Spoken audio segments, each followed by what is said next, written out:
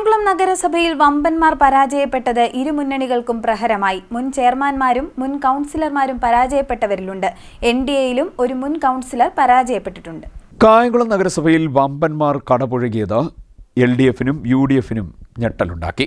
മുൻ chairman N Sivadasan, CPM മുൻ area committee secretary P Aravindakshan, DYFI block committee പ്രസിഡന്റും മുൻ കൗൺസിലറുമായ അഖിൽ കുമാർ എന്നിവർ തോറ്റത് LDFന് കനത്ത പ്രഹരമാകുന്നു.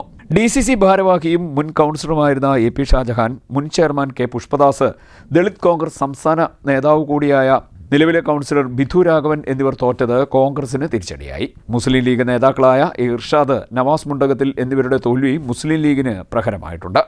മുൻ കൗൺസിലറായ സദാശിവൻ തോറ്റത് BJPക്ക് ക്ഷീണമായി. കായംകുളത്ത് സ്വതന്ത്രരുടെ സാന്നിധ്യവും വിജയവും ഇരുമുന്നണികളെയും ഇരുത്തി ചിന്തിപ്പിക്കുന്നതാണ്. CPM നേതാക്കളിലെ വമ്പന്മാരും ചെയർമാൻ സ്ഥാനത്തേക്ക് പരിഗണിക്കപ്പെട്ടവരും തോറ്റത് CPM ഗൗരവത്തോടെ തന്നെയാണ് കാണുന്നത്.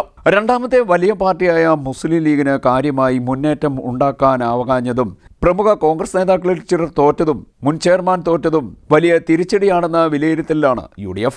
സീറ്റുകൾ വർദ്ധിപ്പിച്ചെങ്കിലും BJPയിലും പ്രതീക്ഷിച്ച ചിലർ പരാജയപ്പെട്ടത് ചർച്ചകൾക്ക് ഇടയാക്കും. CDNet news, Kayamkulam.